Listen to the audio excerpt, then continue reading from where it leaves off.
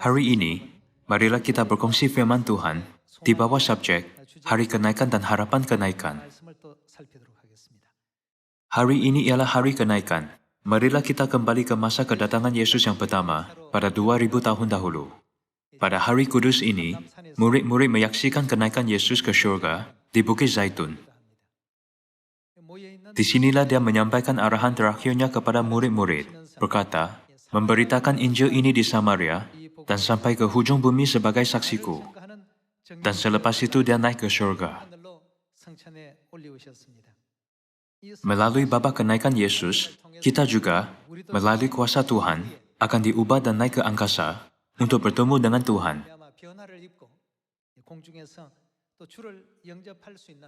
Pada hari ini, hari kenaikan, ialah hari Tuhan memberi kita harapan ini.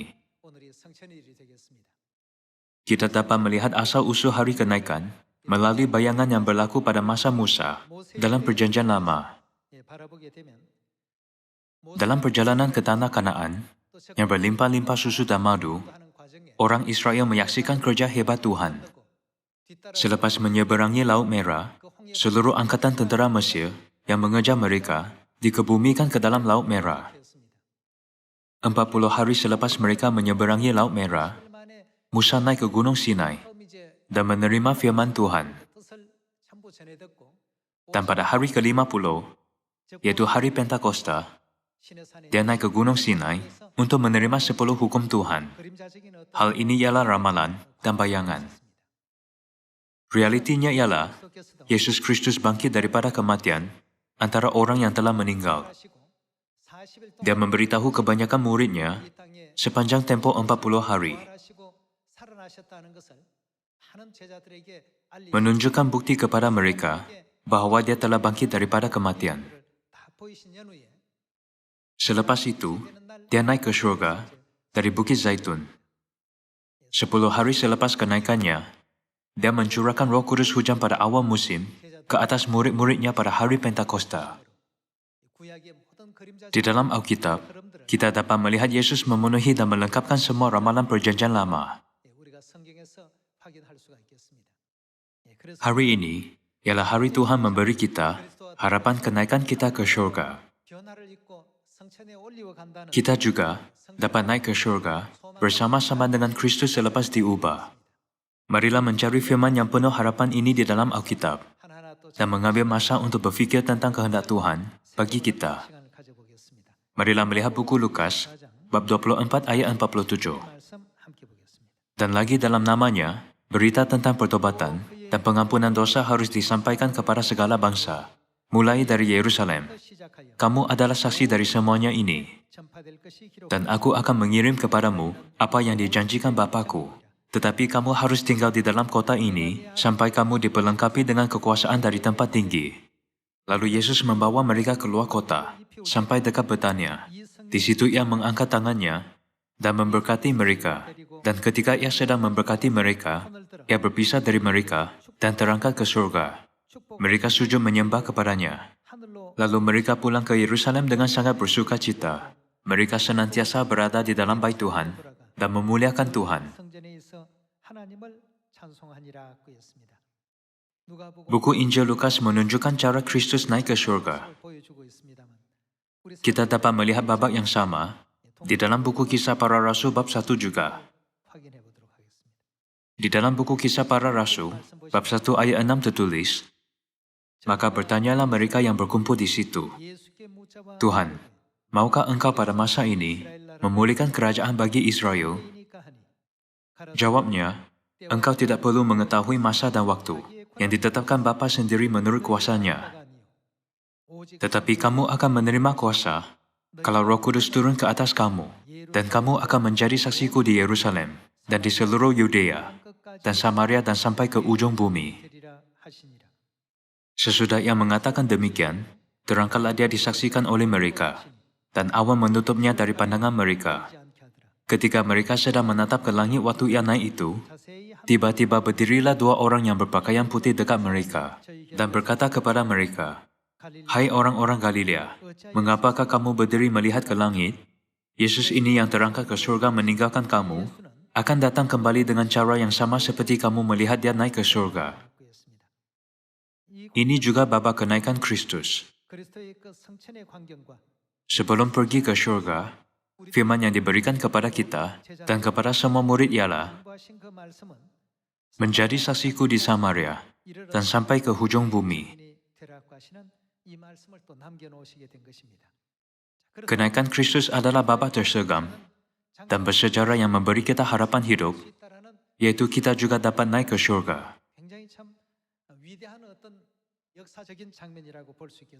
Bukankah nenek moyang iman antara 66 buah buku Alkitab yang mencapai kemuliaan kenaikan sama seperti Yesus? Salah seorang tokoh perwakilan ialah Henok. Henok sentiasa hidup akrab dengan Tuhan. Tercatat bahwa dia berkenan kepada Tuhan dan akhirnya diangkat ke surga. Marilah melihat buku Ibrani bab 11 untuk melihat apa jenis orang yang dapat menyertai kemuliaan kenaikan.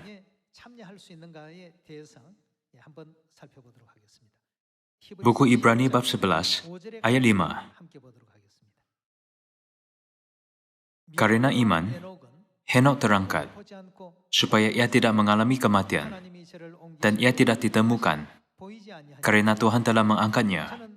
Sebab sebelum ia terangkat, ia memperoleh kesaksian bahwa ia buat apa? Ia berkenan kepada Tuhan. Henok sentiasa hidup akrab dengan Tuhan dan menjadi orang yang naik ke surga. Dia dipuji sebagai orang yang berkenan kepada Tuhan.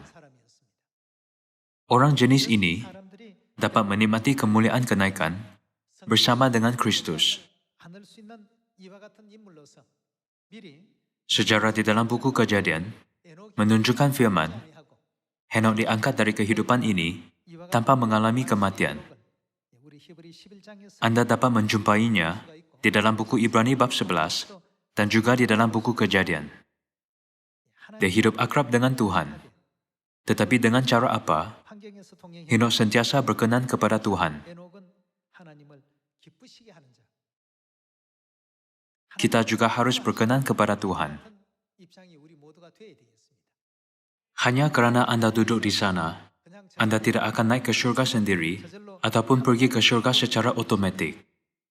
Apabila kita hidup dengan beriman kepada Tuhan sepanjang hayat kita, apabila kita mengikuti ajaran kudus Tuhan sebetulnya dan menjadi orang yang melakukan segala sesuatu dengan harapan untuk surga, bukankah maksudnya Tuhan akan memberi kita kegembiraan dan kemuliaan kenaikan? Alkitab mencatat bahwa Henok hidup akrab dengan Tuhan. Antara tokoh-tokoh yang hidup akrab dengan Tuhan, berkenan kepada Tuhan sepanjang hayat mereka, ada seseorang yang bernama Nuh. Marilah kita pergi ke buku Kejadian bab 6. Pada hari ini, waktu hari kenaikan ini, kita akan melihat apa jenis iman yang perlu kita miliki untuk menyertai kemuliaan kenaikan.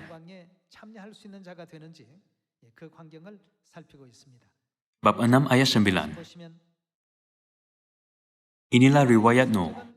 Nuh adalah seorang yang benar dan tidak bercela di antara orang-orang sezamannya. Dan Nuh itu buat apa? Nuh itu hidup bergaul dengan Tuhan. Henok hidup akrab dengan Tuhan. Dan Nuh juga hidup akrab dengan Tuhan. Di belakang babak Tuhan menyelamatkan Nuh daripada penghakiman dengan air, ada Nuh yang hidup akrab dengan Tuhan, sentiasa berkenan kepadanya.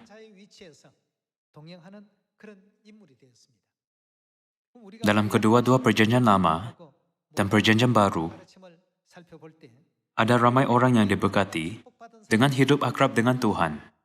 Rasul Petrus, Paulus, Yohanes, mereka semua hidup akrab dengan Tuhan. Dan akhirnya diberitahu, Anda boleh makan di mejaku, di kerajaanku. Tuhan memberkati mereka untuk memasuki kemuliaan kenaikan. Marilah melihat sejarah Elia dan Elisa. Marilah melihat buku 2 Raja-Raja, bab 2 ayat 1. Menjelang saatnya Tuhan hendak menaikkan Elia ke surga, Dalam angin badai, Elia dan Elisa sedang berjalan dari Gilgal. Berkatalah Elia ke Elisa, "Baiklah tinggal di sini, sebab Tuhan menyuruh aku ke Betel." Tetapi Elisa menjawab, "Demi Tuhan yang hidup dan demi hidupmu sendiri, sesungguhnya aku tidak akan meninggalkan engkau." Lalu pergilah mereka ke Betel. Pada waktu itu keluarlah rombongan Nabi yang ada di Betel mendapatkan Elisa. Lalu berkatalah mereka kepadanya, "Sudahkah engkau tahu bahwa pada hari ini Tuhanmu akan diambil daripadamu oleh Tuhan terangkat ke surga?" Jawabnya, "Aku juga tahu, diamlah." Berkatalah Elia kepadanya, "Hai Elisa, baiklah tinggal di sini, sebab Tuhan menyuruh aku ke Yeriko." Tetapi jawabnya, "Demi Tuhan yang hidup dan demi hidupmu sendiri, sesungguhnya aku tidak akan meninggalkan engkau." Lalu sampailah mereka di Yeriko. Pada waktu itu, mendekatlah rombongan Nabi yang ada di Yeriko kepada Elisa, serta berkata kepadanya, "Sudahkah engkau tahu bahwa pada hari ini Tuhanmu akan diambil daripadamu oleh Tuhan terangkat ke surga?" Jawabnya, "Aku juga tahu, diamlah." Berkatalah Elia kepadanya, "Baiklah tinggal di sini, sebab Tuhan menyuruh aku ke sungai Yordan." Jawabnya, "Demi Tuhan yang hidup dan demi hidupmu sendiri, sesungguhnya aku tidak akan meninggalkan engkau." Lalu berjalanlah keduanya. 50 orang dari rombongan Nabi itu ikut berjalan, tetapi mereka berdiri memandang dari jauh. Ketika keduanya berdiri di tepi sungai Yordan, lalu Elia mengambil jubahnya, digulungnya, dipukulkannya ke atas air itu. Maka terbagilah air itu ke sebelah sini dan ke sebelah sana, sehingga menyeberanglah keduanya dengan berjalan di tanah yang kering.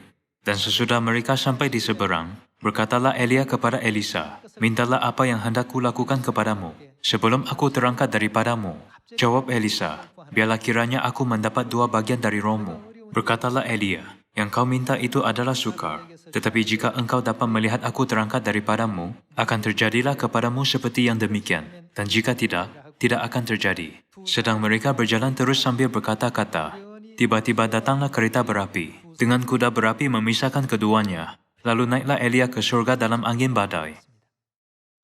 Di sini, kita dapat melihat dalam babak ini, Elisa mendapat 2 bahagian kuasa daripada Elia yang telah naik ke surga, dan akhirnya menjadi seorang nabi dengan mengikutinya sampai akhir. Jika Anda sambung membaca buku 2 Raja-Raja, bab 2 ayat 1 sampai 14, Anda dapat belajar lebih banyak. Marilah teruskan dengan ayat 12. Ketika Elisa melihat itu, maka berteriaklah ia, "Bapakku, Bapakku, kereta Israel dan orang-orangnya yang berkuda." Kemudian tidak dilihatnya lagi. Lalu direngkukannya pakaiannya, dan dikoyakannya menjadi 2 koyakan. Sesudah itu dipunggutnya jubah Elia yang telah terjatuh. Lalu ia berjalan hendak pulang dan berdiri di tepi sungai Yordan. Ia mengambil jubah Elia yang telah terjatuh itu, dipukulkannya ke atas air itu sambil berseru, "Di manakah Tuhan? Tuhan Elia." Ia memukul air itu, lalu terbagi ke sebelah sini dan ke sebelah sana. Maka menyeberanglah Elisa. Di sini, kita dapat memeriksa babak pertama kali Tuhan memanggil Elisa kepada pekerjaannya. Yosua mengikuti Musa dan menjadi penggantinya. Nuh sentiasa hidup akrab dengan Tuhan dan menerima keselamatan. Dan Elisa mengikuti Elia dan menjadi seorang nabi. Jika Anda melihat, mereka ada satu persamaan. Mereka semua hidup berkenan kepada Tuhan. Itulah persamaan yang mereka ada. 2000 tahun dahulu, apabila murid-murid Yesus menyaksinya naik ke surga dari Bukit Zaitun, mereka diberi misi hebat Tuhan, menjadi saksiku di Samaria, dan sampai ke hujung bumi. Mereka mengikuti perjalanan misi sampai akhir. Bagaimanakah mereka mengikutinya? Mereka mengikutinya dengan berkenan kepada Tuhan. Memandangkan mereka menjalani kehidupan hebat yang bersaksi kepada Tuhan dan hidup sama seperti yang Yesus mahukan, Dia berjanji kepada mereka apabila Dia berada di bumi, "Kamu akan makan dan minum semeja dengan aku di dalam kerajaanku, dan kamu akan duduk di atas takhta untuk menghakimi ke-12 suku Israel." Bukankah dia membuat janji yang berharga itu dengan mereka?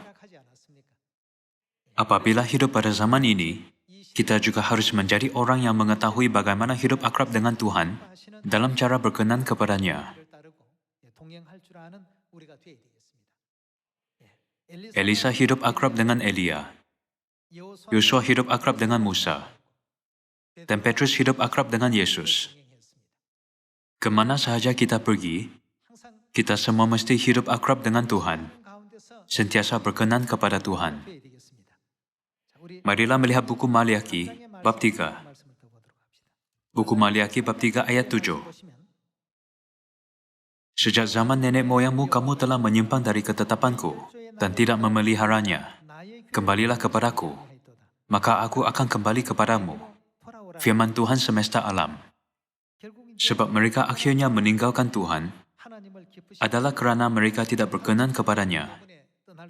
Manusia meninggalkan Tuhan jika mereka tidak berkenan kepadanya. Tuhan memberitahu kita untuk buat apa? Untuk kembali kepadanya. Bukankah maksudnya Tuhan mahu kita untuk hidup akrab dengannya? Tuhan berkata, hidup akrab denganku, dan kerajaan syurga yang mulia akan menjadi kepunyaanmu. Mengapakah kamu terus cuba menyimpang daripadaku? Namun, ada orang yang tidak suka kerja Tuhan, tidak suka sesuatu yang Tuhan mahukan, dan tidak suka mematuhi hukum, peraturan, perintah dan ketetapan Tuhan. Mereka menjadi semakin jauh daripada Tuhan, tidak lagi bersama dengan Dia, tetapi sentiasa berada di tempat yang jauh daripada Tuhan. Itulah sebabnya Tuhan berkata, kembalilah kepadaku, maka aku akan kembali kepadamu. Di dalam buku Maliaki bab 3, kita dapat melihat Tuhan memberitahu kita untuk hidup akrab dengannya. Marilah melihat ayat lain di dalam buku Wahyu bab 22. Sehingga Henok naik ke surga, dia hidup akrab dengan Tuhan. Elia juga sentiasa melakukan kehendak Tuhan dan naik ke surga. Apabila Yesus datang ke bumi ini, Dia menunjukkan teladan kenaikan dan mahu kita sentiasa hidup akrab dengannya. Bab 22 ayat 17. Roh dan pengantin perempuan itu berkata, marilah. Bapa Syurgawi dan Ibu Syurgawi memberitahu semua anak mereka di bumi pada zaman terakhir ini untuk datang ke dalam pangkuan mereka. Bukankah maksudnya mereka mahu kita hidup akrab dengan mereka? Apabila kita mengikuti jalan yang pernah dijalani oleh Bapa dan apabila kita mengikuti jalan yang sedang dijalani oleh Ibu, kita dapat berkata bahawa kita hidup akrab dengan Tuhan. Jika perjalanan Tuhan dan perjalanan kita adalah berbeza, kita tidak dapat berkata bahawa kita hidup akrab dengan Tuhan. Betul? Umat Tuhan hidup akrab dengan Tuhan. Tetapi bagaimanakah mereka hidup akrab? Mereka sentiasa berkenan kepada Tuhan. Bukankah itu benar-benar kehidupan pertaubatan jika pendosa-pendosa syurgawi ini dapat membawa kegembiraan kepada Tuhan di bumi ini? Pertaubatan yang sebenar ialah penginjilan. Penginjilan adalah cara untuk menunjukkan pertapatan kita yang sebenar kepada Tuhan. Kita ada satu harapan muktamad. Itulah harapan yang semua anak Sion mesti ada. Kita ada harapan untuk kenaikan. Harapan untuk diubah dalam sekejap mata dan diangkat ke angkasa untuk bertemu dengan Kristus. Tuhan memberitahu kita untuk mempunyai harapan ini melalui firman Alkitab. Untuk memasuki kemuliaan itu sepenuhnya, kita mesti berkebolehan memberikan bukti bahawa kita berkenan kepada Tuhan seperti Henok. Marilah melihat satu ayat lagi. Buku 1 Tesalonika bab 4. Bab 4 ayat 14. Karena jikalau kita percaya bahawa Yesus telah mati dan telah bangkit, maka kita percaya juga bahawa mereka yang telah meninggal dalam Yesus akan dikumpulkan Tuhan bersama-sama dengan Dia. Ini kami katakan kepadamu dengan firman Tuhan. Kita yang hidup, yang masih tinggal sampai kedatangan Tuhan, sekali-kali tidak akan mendahului mereka yang telah meninggal. Sebab pada waktu tanda diberi, yaitu pada waktu penghulu malaikat berseru, dan sangkakala Tuhan berbunyi, maka Tuhan sendiri akan turun dari surga, dan mereka yang mati dalam Kristus akan lebih dahulu bangkit. Sesudah itu, kita yang hidup, yang masih tinggal, akan apa? Akan diangkat bersama-sama dengan mereka dalam awan. Dalam arti kata lain, kita akan diangkat ke surga, menyongsong Tuhan di angkasa. Demikianlah kita akan selama-lamanya bersama-sama dengan siapa? Dengan Tuhan. Karena itu hiburkanlah seorang akan yang lain dengan perkataan-perkataan ini. Kita semua mempunyai harapan kenaikan. Harapan diangkat ke kerajaan surga abadi. Tuhan mengingini kita semua naik ke surga. Jadi perkara yang paling penting yang mesti kita lakukan ialah hidup akrab dengan Tuhan. Apabila kita melihat sejarah Elia dan melihat dengan teliti bagaimana Elia dan Henok naik ke surga, kita dapat melihat mereka hidup akrab dengan Tuhan sampai saat mereka diangkat ke surga. Pada zaman ini, kita semua harus hidup akrab dengan Tuhan, dengan menjalani perjalanan Tuhan, dengan taat sebagai temannya, mempercayai dengan teguh bahwa apabila kita melakukan segala sesuatu dengan iman yang berkenan kepada Tuhan, Tuhan akan memberikan kegembiraan dan kemuliaan kenaikan kepada semua anaknya di Sion.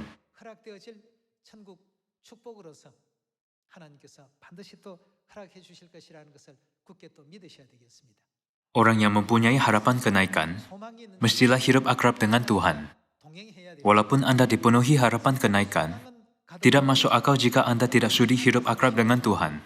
Berkata, Tuhan, saya tidak dapat mengikuti perjalananmu. Saya akan mengikuti perjalanan lain. Janganlah kita hidup seperti itu.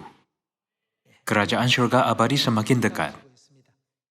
Semua umat Sion, marilah kita semua menyertai kemuliaan kenaikan. Kemuliaan diangkat dalam awan untuk bertemu dengan Tuhan di angkasa. Seperti yang tertulis di dalam buku 1 Tesalonika bab 4. Catatan di dalam Alkitab mengenai kenaikan bukannya palsu.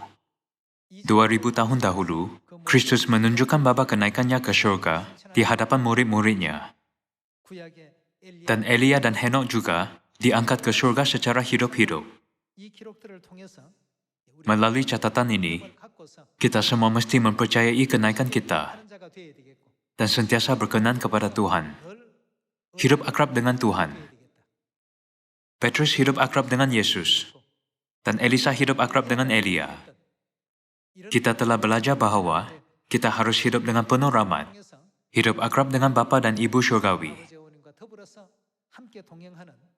Melalui semua catatan sejarah Alkitab yang telah kita lihat pada hari ini, melalui hari kenaikan ini, marilah kita menanya diri sendiri, adakah saya menjalani perjalanan ini bersama dengan Kristus? Adakah saya hidup akrab dengan Tuhan, berasa terganggu dan penuh rungutan, ataupun penuh dengan kegembiraan?